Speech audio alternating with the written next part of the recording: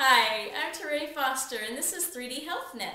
And today I'm going to reload all of my buckets. And I'm pointing over here to this table. And no one ever realizes this table in the corner of my living room is actually a configuration of 8 square buckets full of beans, rice, wheat, quinoa, whatever it is.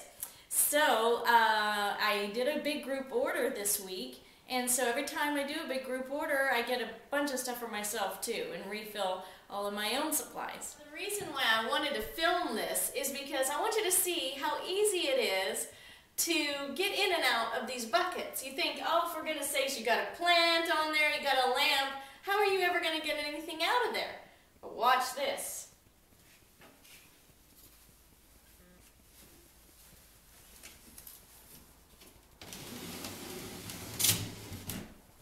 It stays put. The table just balances on the other 3. So you take out this stack, refill it, slide it back under, and everything stays put and you don't have to take apart the table at all. The secret is this tile. It's a 24 by 24 tile that sits on top underneath and holds it all up.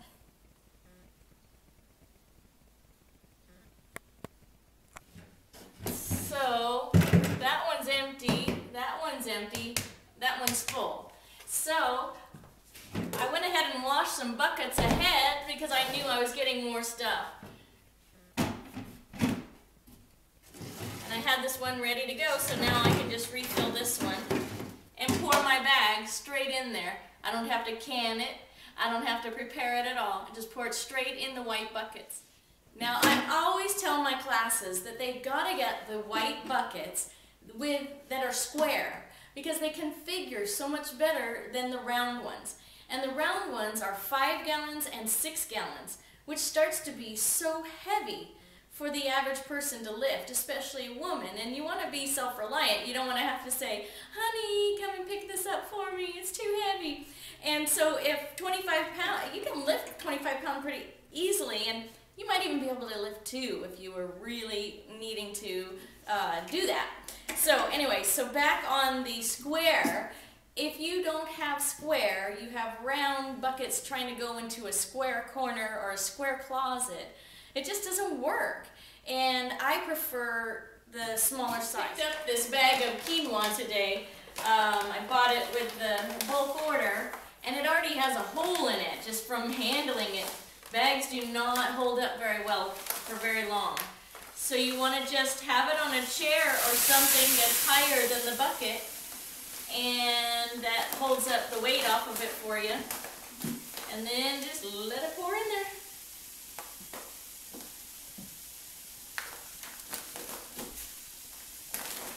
I always worry that it's not going to fit in there, but a 25-pound bag is always just exactly perfect for a 4-gallon bucket.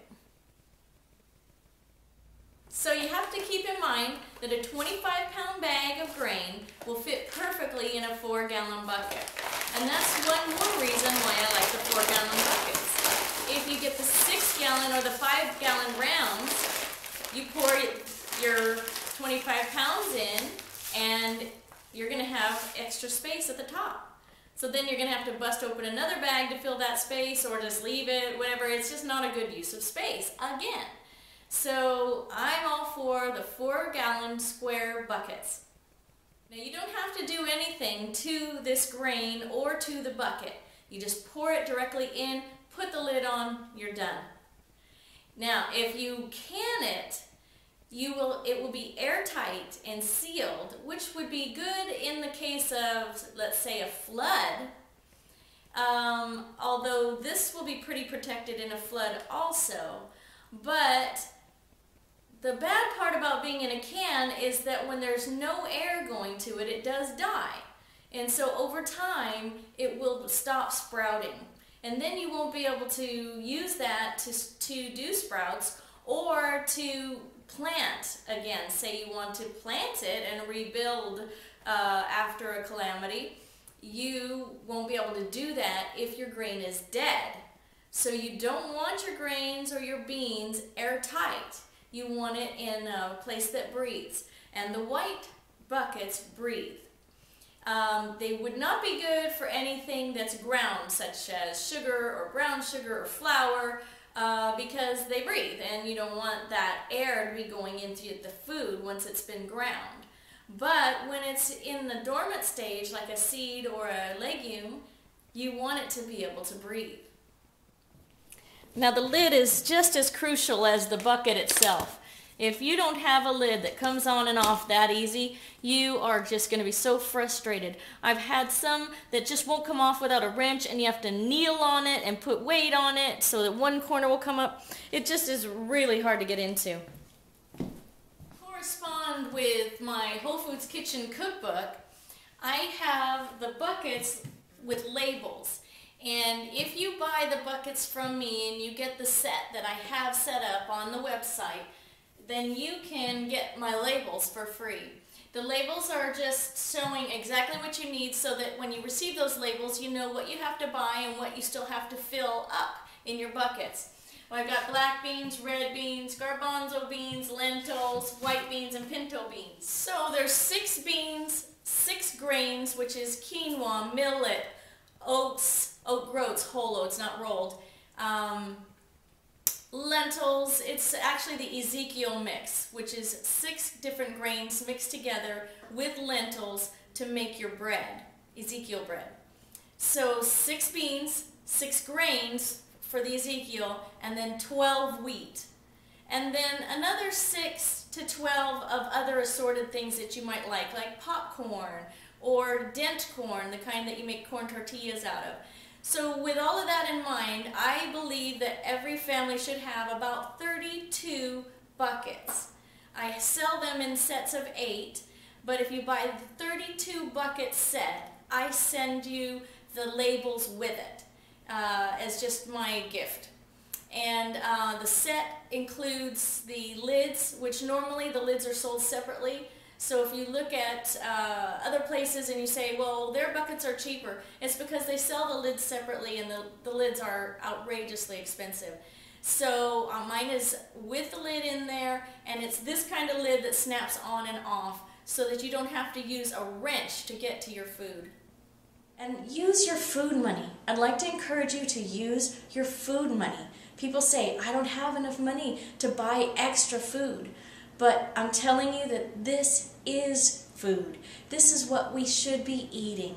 Please consider getting whole foods and changing your diet over to whole foods. Use the recipes in my cookbook. They're simple. There's not a lot of recipes. Just 1 recipe per grain, 1 recipe per bean. And we rotate those, and you'll see it's very simple. And my children love it. I hope yours will too. But you have to try. You have to start things, and you have to start now, because your body has to go through the changes of getting used to whole foods. And you don't want to be going through those changes during a crisis. So do it now. Buy them now. Prepare the buckets. Get the labels. It's a process. So you need to start now and project when you think you're going to need them. And if you feel lucky, I guess you can start later. But I don't. I started years ago. And I'd like to encourage you to please, please, please get started now. Get food. Get buckets. Get them in your kitchen, in your basement, wherever you can find to stash them. If you make a corner table like I did, but find places for them and start using food, whole foods today. So you get a lot of free things when you order from me. So please go order. Now I know people do price checks and they take a long time to compare and go from site to site. Please, I'm telling you, don't waste time. You're going to have to jump in at some point.